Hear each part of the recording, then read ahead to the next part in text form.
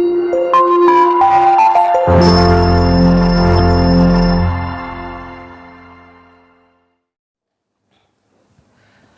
rekan-rekan dimanapun Anda berada, kembali ketemu di channel Script Law dengan membahas seputar pengetahuan ilmu hukum, tentu yang berkaitan dalam kehidupan sehari-hari dan mudah untuk kita pahami bersama. Dan sebelum saya membahas terkait topik kali ini, terima kasih buat rekan-rekan yang selalu setia menonton channel kami. Dukung terus kami agar kami bisa update konten-konten terbaru kami. Dan jika ada pertanyaan atau pembahasan lainnya, silahkan komen di video kami ini. Dan tentu kami juga berdoa semoga rekan-rekan tetap sehat, selalu lancar segala aktivitasnya, dan pintu rezeki selalu terbuka. Nah rekan-rekan, kali ini saya membahas terkait pertanyaan saudara-saudara kita di luar sana, yaitu pertanyaannya, apakah orang gila bisa dipidana? Nah, mungkin teman-teman pernah mengalami hal ini atau saudara-saudara lain atau pernah melihat ya, orang gila melakukan perbuatan-perbuatan yang melanggar hukum atau perbuatan-perbuatan kejahatan yang beresiko mengancam ketertiban umum. Contohnya ya, orang gila melempar seseorang yang sedang melewati atau melintas di jalan raya. Dan atau orang yang kurang waras tersebut membawa alat ya, benda tajam sehingga mengganggu lingkungan atau orang-orang yang ada di sekitar tersebut. Nah, rekan-rekan, mungkin sudah tidak asing lagi buat kawan-kawan aktivis hukum atau teman-teman mahasiswa, ya, di dalam kitab undang-undang hukum pidana itu dikenal alasan penghapusan pidana, yaitu alasan pemaaf dan alasan pembenar. Dan alasan pemaaf dan pembenar ini sebenarnya kami telah membahas di video kami sebelumnya. Tetapi karena berkaitan ada yang bertanya terkait orang gila, maka kali ini saya lebih fokus membahas terkait alasan pemaaf.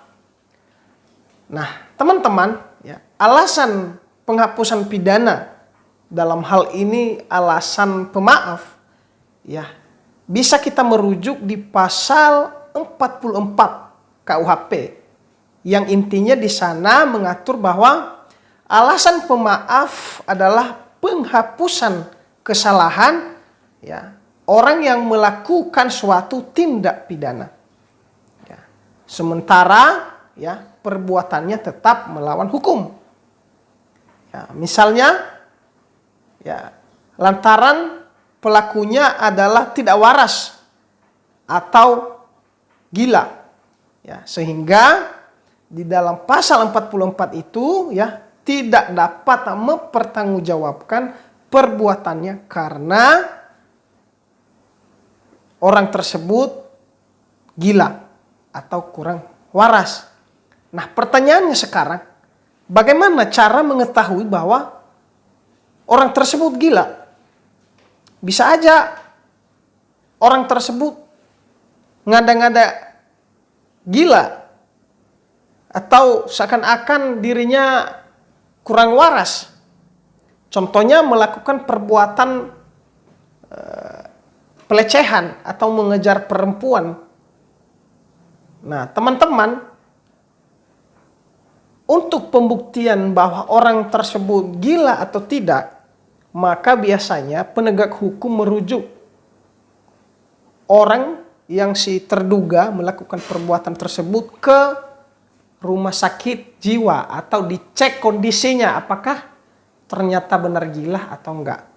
Kalau memang tidak gila, maka tentu diberlakukan aturan hukum sesuai yang dilanggarnya. Tetapi ketika ternyata gila, maka bisa diberlakukan terkait alasan pemaaf yang ada di dalam KUHP.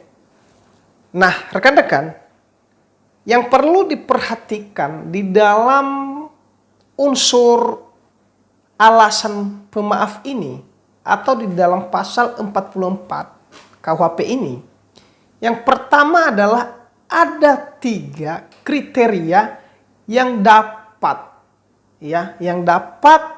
membuat orang gila tersebut tidak bisa dijatuhkan hukum pidananya.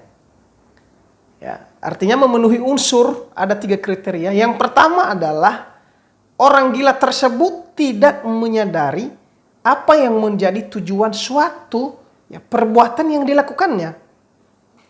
Ya, artinya memang benar-benar dia tidak menyadari apa yang dia lakukan. Lalu berikutnya adalah orang gila tersebut tidak dapat memberikan arah kemampuannya. Tentu ini nanti pada proses pemeriksaan akan dilihat dan diperiksa. Ya, mungkin dihadirkan dengan ahli psikologi lah, ya, atau ahli orang yang memeriksa kejiwaan.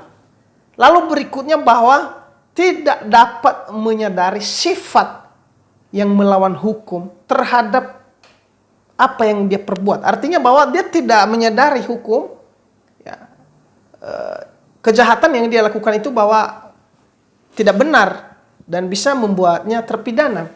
Nah, 3 kriteria ini jika memenuhi, maka bisa dijatuhkan atau bisa dilakukan pembelaan sesuai dengan KUHP berdasarkan alasan pemaaf.